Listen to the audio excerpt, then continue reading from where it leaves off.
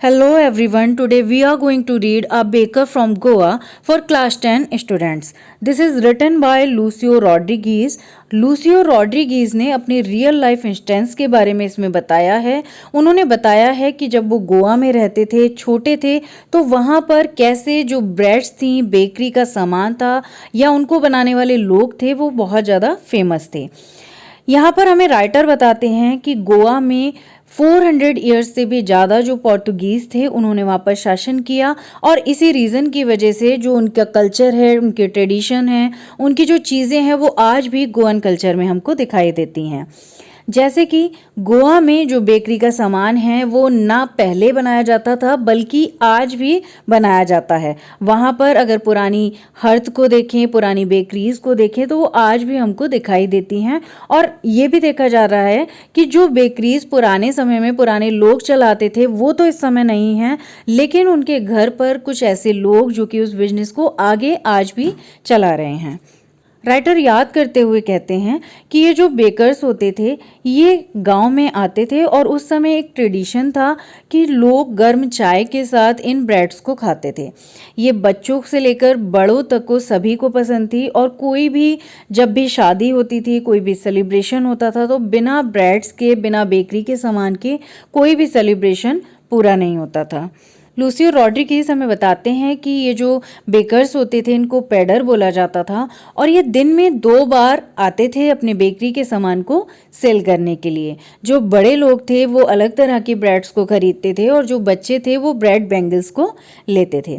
वो बताते हैं कि जब बेकर आता था तो उसकी एंट्री कैसे होती थी कि जब भी बेकर आता था तो उसके पास एक बैम्बू स्टिक होती थी और उस बैम्बू स्टिक पर एक जो बैल थी वो लगी रहती थी और जब वो उसको जमीन पर पटकता था तो उसमें से जो आवाज आती थी उस आवाज को सुन करके जो भी लोग होते थे, जो भी आसपास के घर के बच्चे होते थे वो उठ जाते थे। और बच्चों को ये बेकरी का सामान इतना ज़्यादा अच्छा लगता था कि उनके पास टाइम भी नहीं होता था प्लेट को ब्रश करने का। यहाँ पर मतलब एक तरह से जो राइटर हैं इन्होंने हाइपरबोल यूज़ किया है। मतलब यहाँ पर कहने का मीनिंग ये है कि उनको ब्रेड बैंगल्स खरीदने का इतना चार्म होता था कि वो अपने जो टीथ थे उसको भी ब्रश नहीं करते थे और डायरेक्टली सामान को खरीदने के लिए चले जाते थे। अगर और घर की बात करें तो वहाँ पर जो सर्वेंट्स होते थे वो लेने के लिए जाते थे इस सामान को, लेकिन ये जो राइटर थे ये डायरेक्टली बेकर के पास चले जाते थे और ब्रेड बैंगल्स को परचेज करते थे।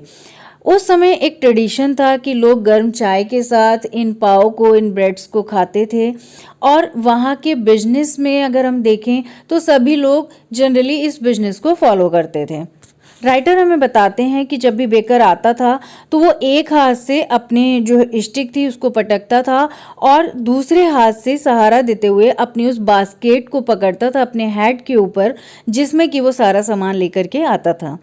साथ ही राइटर हमें बताते हैं उसकी ड्रेस के बारे में कि उसकी जो ड्रेस होती थी वो स्पेशल एक अलग तरह की होती थी जिसको कवाई बोला जाता था, जिसमें अगर हम ऊपर से देखें तो वो एक लंबी फ्रॉक की तरह होती थी जो कि नीच से नीचे की तरफ होती थी और वो नीचे एक पैंट पहनते थे जो कि अगर हम नॉर्मल पैंट्स को देखें तो नॉर्मल पैंट्स जैसे होती हैं जितनी नीचे होती हैं उतनी नीचे वो नहीं होती थी बल्कि उससे थोड़ा ऊंची होती थी।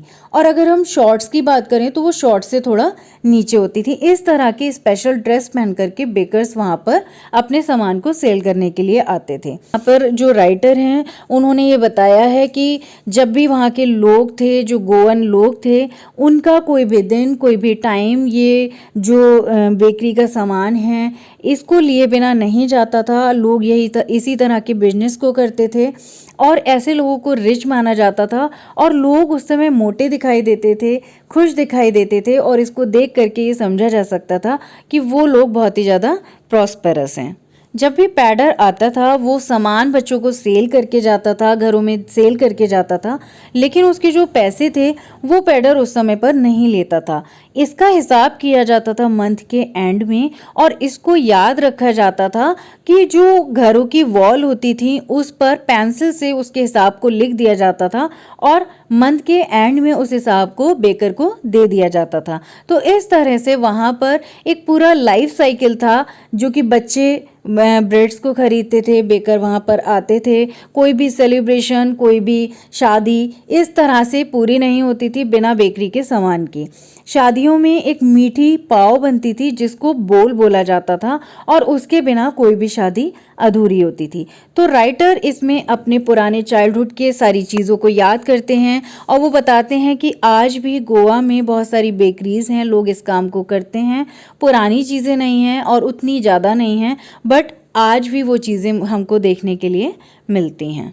तो यहीं खत्म होता है ग्लिम्सेस ऑफ इंडिया का first part a baker from Goa, जिसमें हमने देखा कि भारत के गोवा राज्य में क्या होता है, कैसा ट्रेडिशन था, कैसा कल्चर था। Thank you for watching. अगर आपको वीडियो अच्छा लगा हो तो आप सब्सक्राइब करना ना भूलें और अगर आपकी कोई क्वेरी हो तो मुझे कमेंट बॉक्स में ज़रूर लिखें। Thank you.